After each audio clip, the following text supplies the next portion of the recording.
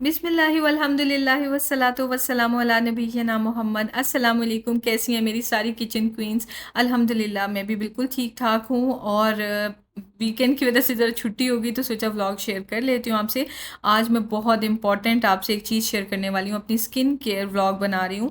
और इसमें कुछ भी बाय मतलब यानी प्रमोशन नहीं है, अपने पैसों से बाय की हुई चीज़ें होती हैं। पर मैंने ना एक मैजिकल एक स्किन केयर प्रोडक्ट ढूंढी है जिसने ना मेरी ड्राई स्किन को ज़बरदस्त कर दिया है। अच्छा, ये तो मैं आपको वैसे दिखा रही हूँ जैसे कि अंडर आई पैच यूज़ करती हूँ डे टाइम में अगर टाइम हो, अदरवाइज़ वीकेंड पे तो ज़रूर यूज़ कर लेती हूँ। साथ में ये जो अंडर आई क्रीम है इसको तो मैं फेस पूरे पे लगा लेती हूँ, ये बहुत अच्छी रहती है जो भी अंडर आई क्रीम्स या सीरम्स होते हैं ना।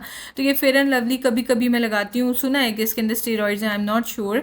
तो लेकिन जब कभी स्किन बिल्कुल ख़राब हो जाए ना कुकिंग कर करके, तो 2-4 दिन लगा लूँ तो इम्प्रूव हो जाती है।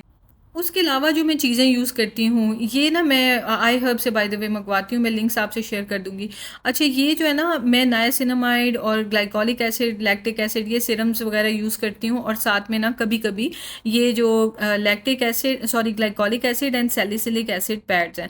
अब ये एसिड्स क्या होते हैं? जैसे सैलिसिलिक एसिड है वो एक्नी को मतलब यानी क्योर करने में हेल्प करता है। ग्लाइकोलिक एसिड बेसिकली मेरा मोस्ट फेवरेट है, क्योंकि मैं जो एप्रिकॉट स्क्रब्स वगैरह होते हैं जो फेस पे रब करते रहना तो डेड स्किन उतरेगी, मैं वो यूज़ नहीं करती हूँ। ग्लाइकोलिक एसिड से ना बहुत अच्छा सा स्किन जो है ना स्मूथ हो जाती है, डेड स्किन रिमूव हो जाती है।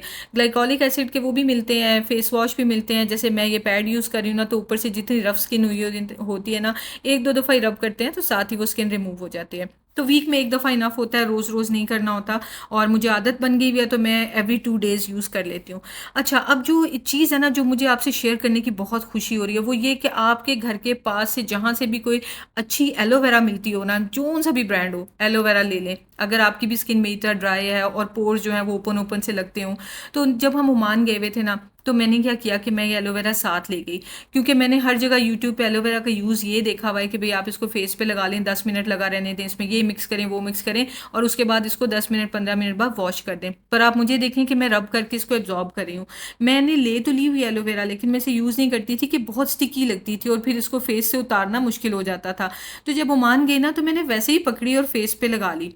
थोड़ी देर बाद घंटे डेढ़ तक ना मुझे ऐसे लगा कि मेरी तो स्किन बहुत ही मॉइस्चराइज्ड और सपल लग रही है। तो मुझे समझ आ गई कि ये एक एलोवेरा ही है जो मैंने एक्स्ट्रा चीज़ अपनी रिजीम में ऐड की है।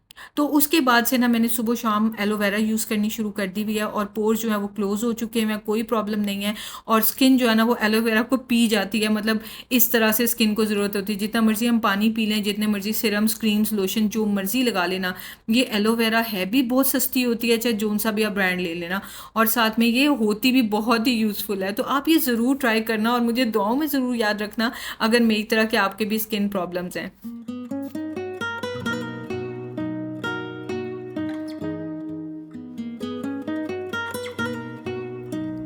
अपने टास्क मैंने लिख लिए, साथ में जो थॉट्स माइंड में होती हैं वो कभी-कभी लिखना अच्छा लगता है, जो बहुत ज़रूरी होती हैं, ताकि दोबारा कभी बैठ के पुरानी बातें जो सोच आती है वो पढूँ तो अच्छा लगता है। और ख़ैर अपना छोटा-सा काम 5 मिनट देने होते हैं अपने आप को, वो दे के उसके बाद मैं आ गई किचन में। और मेरा जो लाइटर है ना वो ख़त्म हो चुका था, तो मुझे लाइटर लेना था, सोचा यहाँ फ्लेम पे ही बख़ूर ऑन कर लेती हूँ। तो ये बख़ूर का तरीका बहुत से लोग पूछते हैं, क्योंकि चैनल पे हर वक़्त माशाल्लाह से नए लोग आ रहे होते हैं ना, तो मैं अक्सर बताती हूँ, पर मैं अभी दोबारा बता रही हूँ कि एक कोयला जलाना होता है, उसके ऊपर आपने फिर बख़ूर रख देना होता है। बख़ूर जो है ना पूरी प्रॉपर वुड भी मिलती है, इसी तरह से कोयले जैसी शेप में भी मिलता है और ऐसे लूज़ भी मिलता है। तो जौन सा भी आपको खुशबू अच्छी लगे तो वो आप लगा लें। ये बेसिकली क्या करता है कि ये जर्म्स को भी किल करता है, और घर में जो खाने वगैरह की खुशबू होती है ना उसको भी किल करता है, तो घर में एक अच्छी सी खुशबू बन जाती है। हम जो देसी लोग हैं ना, हमारे खाने की खुशबू कंटेन हो जाती है घरों में, तो वो खुशबू जो है ना वो चली जाती है इसकी वजह से। और ये तो सदियों से हज़ारों सालों से यूज़ होता आ रहा है और बहुत ही इसके अच्छे इफ़ेक्ट्स होते हैं। अच्छा, आप ये देख रहे हैं मेरा ड्रॉवर कितना गंदा हुआ है। मैंने 1-2 दिन पहले क्या हुआ था कि मैं यही बख़ूर निकाल रही थी, तो वो सारी जो राख थी ना उसकी कोयले की, वो इसके अंदर मेरे से हाथ से पूरा गिर गया और इसके अंदर बिखर गया था। तो मैंने सोचा कि इसको भी साफ़ कर लूँ, सारी चीज़ें अब तो क्लीन करनी पड़ेंगी, क्योंकि राख तो हर चीज़ पे लग गई थी।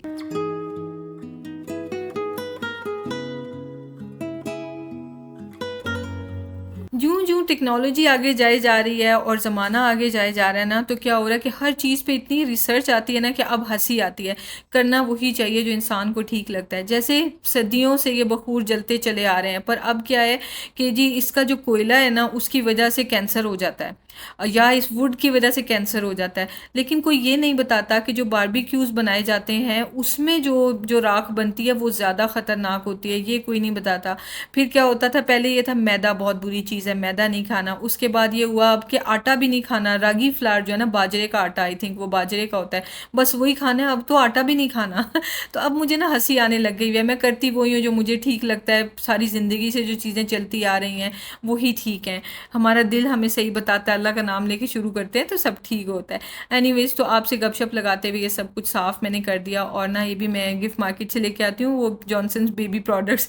हमेशा जब भी मैं यूज़ करती हूँ मुझे हँसी आती है कि मतलब क्या-क्या चीज़ें बन गई हुई हैं कि अब इनकी कितने, यानी ये 3rd 4th ग्रेड होगी कि ये बेबीज़ के फेस पे तो कभी भी नहीं लगानी चाहिए, लेकिन इससे सारी क्लीनिंग, चाहे शूज़ हों, चाहे कोई रैक्स हों, चाहे कोई कबर्ड्स हों, इतनी अच्छी क्लीन हो जाती हैं, बहुत मज़े की रहती है ये।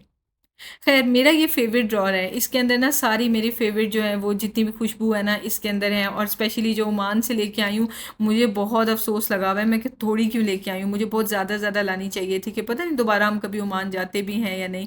ख़ैर, एक बख़ूर ख़त्म हुआ तो मैंने दूसरा लगा दिया, क्योंकि जब खुशबू का काम सारा कर रही हूँ तो ऐसे कैसे हो सकता है कि इसको मैं एन्जॉय ना करूँ।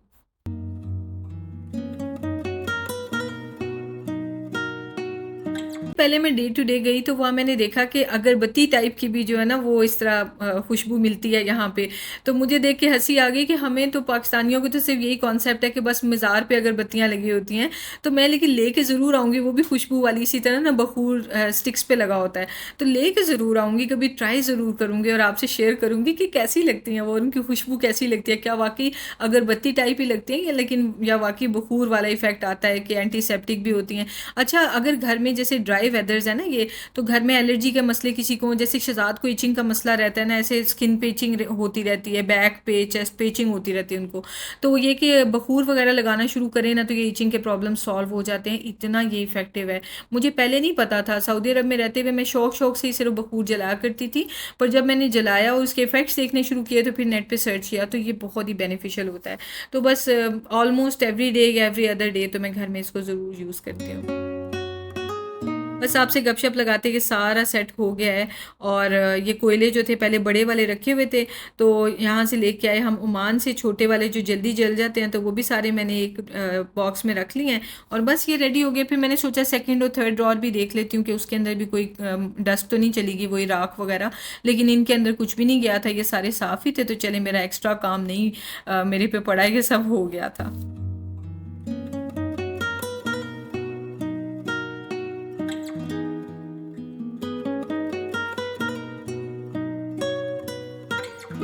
अभी कुछ ही दिनों में मैं आपसे बुर्ज खलीफा की वीडियो भी शेयर करूँगी। इसी वीकेंड पे ना हम बुर्ज खलीफा गए थे। जैसे आप ये मंडे को देख रहे हैं ना, तो हम लोग सैटरडे को बुर्ज खलीफा गए थे। पर मैं चूँकि अल्टरनेट डेज़ पे वीडियोज़ अपलोड करती हूँ, तो आपको 4-5 दिनों के बाद ऑब्वियसली उसकी बारी आएगी। तो आप देखेंगे और आपको जो है ना बहुत मज़ा आएगा। और बुर्ज खलीफा जो है ना बहुत ही मज़े की फ़नी स्टोरी है कि हमें 5 साल होने को आ रहे हैं यूएई में, पर बुर्ज खलीफा हमने नहीं देखा है। उसके पीछे भी क्या है कि एक बार हमने टिकट्स ले ली और वो हमारी ज़ाया कैसे हुई कि मिशारी उस वक़्त 3 साल का था ना, तो उसको ना खाँसी, गला ख़राब, इतना वॉमिट्स इतनी हो रही कि हम जिस टाइम पे बुर्ज खलीफा के लिए निकलना चाहिए था, हम हॉस्पिटल में मिशी को लेके बैठे हुए थे। तो इस तरह हमारे टिकट ज़ाया हो गए। तो बस उसके बाद हमारा दिल ही नहीं किया, क्योंकि इतनी कॉस्टली टिकट्स होती हैं, हमने दोबारा ली नहीं।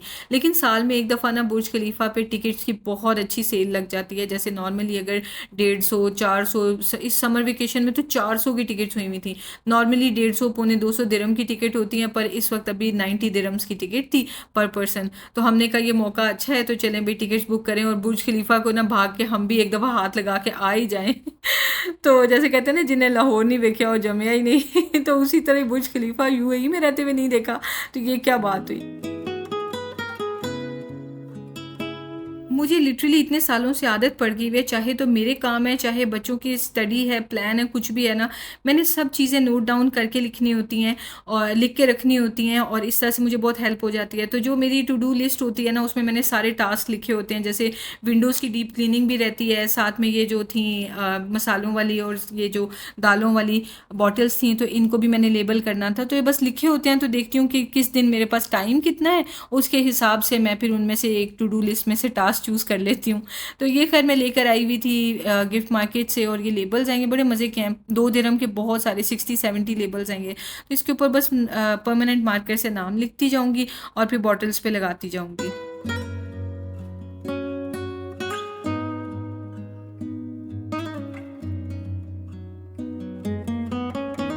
वैसे ना टेमू पे एक वो छोटी सी मशीन मिलती है, वो हैंडी सी है वो बिल्कुल, और वो ना लेबल प्रिंट कर देती है, और साथ में लेबल का पूरा रोल भी मिलता है। तो कभी कभी तो मेरा दिल चाहता है वो ऑर्डर कर लूँ, बट फिर वो मैंने आज तक ऑर्डर नहीं की। टेमू तो चले बाद में, अभी आई थिंक 1-2 साल हुआ आया है, उससे पहले शीन होता था, फिर अमेजोन पहले होता था सबसे पहले तो कब से मैं देखे आ रही हूँ। और एक ये, और एक जो है ना छोटी सी हाथ में पकड़ने वाली जो स्विंग मशीन होती है, सिलाई मशीन, बहुत दिल करता है लेने का, पर फिर मैं सोचती हूँ कि ये ऐसी चीज़ें हैं कि ये तो यूज़ ही नहीं होनी है। मैंने कितनी दफ़ा हर वक्त कोई लेबल प्रिंट कर करके लगाते रहने हैं। अब ये एक दफ़ा लगा लिए हैं, ये 3-4 साल तक चलने हैं, जब तक मैं बॉटल्स नहीं चेंज करूँगी ये लेबल्स तो इस पे से नहीं उतरेंगे।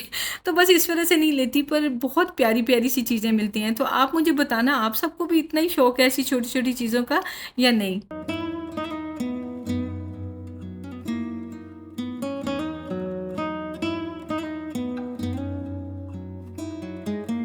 एक स्किन केयर से रिलेटेड मैं आपको टिप बतानी भूल गई, क्योंकि ये टिप ना मेरे मुझे बहुत हेल्प कर रही है। वो ये कि आपने जब कुकिंग करनी है, चाहे तो आपका काम है कुकिंग करना, जैसे चैनल है या कुछ इस तरह, चाहे तो वो बात है, या वैसे घर के खाने बनाने हैं, कुकिंग तो हीट तो होती होती है ना। तो आपने जब स्किन केयर मॉर्निंग की कर लेनी है ना, चाहे नॉर्मल कोई सिरम्स क्रीम कुछ भी लगाना है, तो उसके बाद फटाफट आपने चूल्हे के सामने नहीं चले जाना। आप मुझे भी देखें, चूल्हे के अलावा बाकी सारे काम मैं कर रही हूँ, घंटा डेढ़ मैं इसी तरह गुजारूंगी, और उसके बाद फिर मैं जो है ना किचन का काम करूंगी। उसकी वजह ये है कि जिनकी स्किन सेंसिटिव होती है, जैसे कि मेरी, फटाफट एक्ने निकल आते हैं, तो फिर कुछ भी फेस पे लगा के चूल्हे के सामने खड़े होंगे, ऐसे ही हो जाएगा। और इस वजह से, अच्छा, फिर मैं नई नई आई थी ना, यूएई आई थी, तो एक मुझे अपनी वीडियो याद आ रही थी, उस पर मुझे फिर हंसी भी आ रही थी कि मैं आप सबसे कह रही थी कि प्लीज़ मुझे कोई टिप बताएं, मेरी तो स्किन इतनी ख़राब हो गई है, यहाँ पे चिमनीज लगी होती है ना स्टोव टॉप के ऊपर, तो इस वजह से सारी हीट मेरे मुंह पे पड़ती है, और मेरा रंग इतना डार्क हो गया है। तो रंग डार्क या लाइट, यहाँ डिस्क्लेमर दे दूं कि हज़रत आदम अलैहिस्सलाम का गंदमी रंग है, और अल्लाह ताला ने पहले इंसान जो बनाए थे गंदमी रंग के बनाए थे। रंग डार्क होने का ये मतलब नहीं कि वो कोई बुरी बात है। जो भी आपका कॉम्प्लेक्शन है ना, मतलब उससे डार्क हो जाए, तो ये तो दिल करता है ना कि अपने कॉम्प्लेक्शन पे वापस आ जाए, कि ये स्किन केयर का दिल करता है हम औरतों का।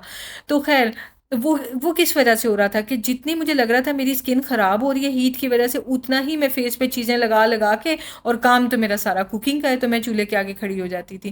खैर, वो मैंने रियलाइज़ किया, और उसके बाद से फिर मैं यही करती हूँ कि मैं अब रेयरली, आपको मेरी स्किन का कोई प्रॉब्लम नज़र आता होगा कि आजकल स्किन ख़राब हुई हुई है या डल हुई हुई है, उसकी वजह यह है कि मैं अब इस चीज़ों का ख्याल रखती हूँ।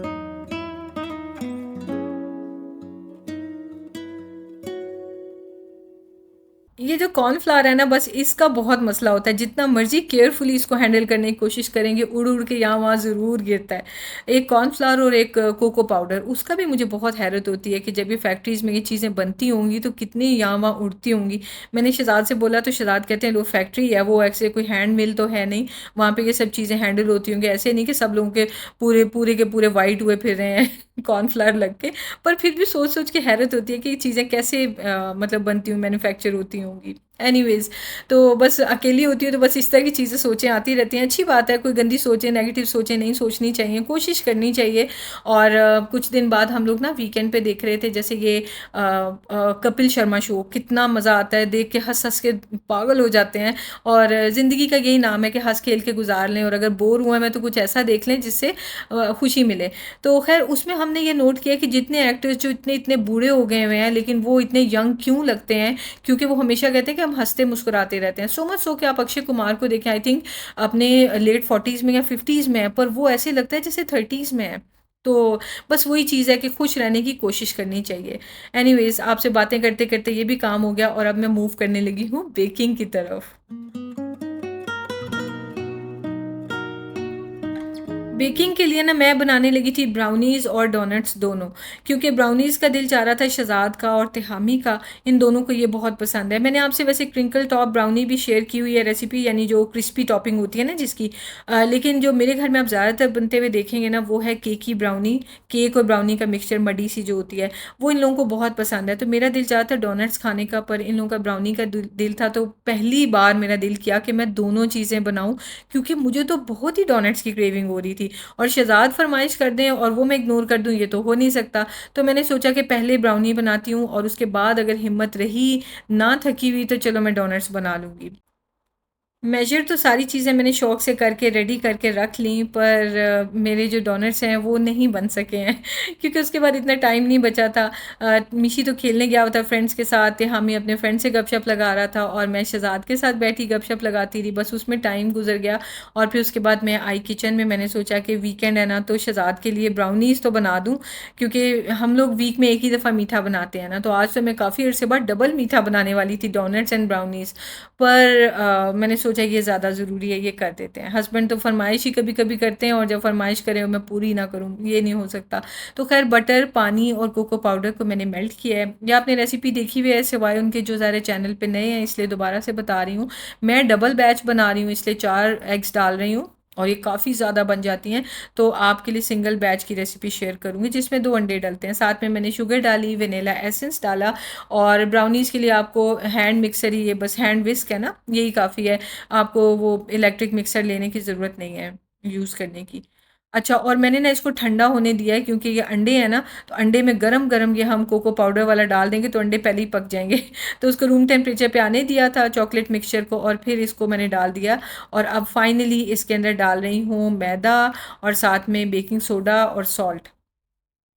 तो बस ये चीज़ें डाल के इसको अच्छे से मिक्स कर लिया है और जब इसके लम्स ख़त्म हो जाएँ तो बस ये रेडी हो गया है और बस इसको हमने फिर अब डाल देना है। अच्छा, अब इस वक्त तो आपको ठीक लग रहा है, अब देखें थोड़ा थिक हो गया। क्यों थिक हो गया? कि बटर फिर से बीच में सेट होना शुरू हो गया, क्योंकि फिर मुझे काम आ गया और शहज़ाद ने बैठा लिया कि चलो चाय शाय पी लेते हैं, या कुछ ऐसा काम था आई थिंक वीकेंड पे, मुझे याद नहीं रहा। लेकिन खैर मैं कामों में लग गई और इसको मैंने थोड़ी देर छोड़ दिया, ऐसे आधा घंटा थोड़ी देर, और आके देखा तो ज़ाहिर ये सेट होना शुरू हो गया था। खैर, तो इतनी सी देर में कोई ब्राउनीज़ वगैरह ख़राब नहीं होती, पर हाँ केक का मिक्सचर जो है वो बेकिंग पाउडर जो है ना वो काम करना छोड़ जाता है, बेकिंग सोडा काम करना नहीं छोड़ता। सो मेक श्योर कि केक का कोई बैटर बनाया हो तो यहाँ वहाँ नहीं, मेरी तरह जो है ना वो लेजीनेस या केयरलेसनेस नहीं दिखानी। अच्छा, वो मैंने जो अवन है उसको प्री हीटिंग पे लगाया हुआ था 180 डिग्रीज़ पे, और उतनी देर में इसको भी मैंने डाल दिया। ये देखें माशाल्लाह से कितना ज़्यादा मैंने बनाया बैच, ताकि अच्छी तरह वीकेंड पे ये लोग खा सकें।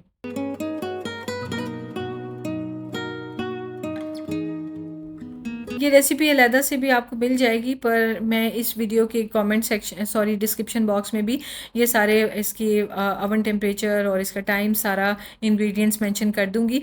तो बस इसके साथ ही ये वीडियो तो हो गई थी ख़त्म। आई होप आपको ये वीडियो अच्छी लगी होगी। प्लीज़ लाइक शेयर सब्सक्राइब ज़रूर करें, और थैंक यू सो मच आप जिन्होंने ऑलरेडी किया हुआ और जो कॉमेंट करते हैं, आप सब मेरे दिल के बहुत करीब हैं। अल्लाह ताला आप सबको खुश रखे, आबाद रखे, आपकी ज़िंदगी में कभी कोई परेशानी ना आए, और अगर कोई परेशानी है तो इंशाल्लाह अल्लाह ताला जल्द से जल्द दूर करें। हम सब एक दूसरे के लिए आमीन कहें और सब एक दूसरे को अच्छी अच्छी दुआओं में याद रखें। तो ये देखें फटाफट से ये बन भी गए, नहीं फटाफट से नहीं, ये बेक हो गई थी 35 से 40 मिनट्स में। उसके बाद रूम टेम्परेचर पे आने दिया, तो ये देखें ये फाइनल रिजल्ट।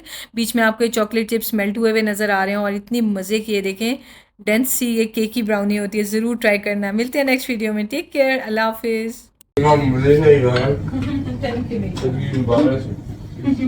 Thank you.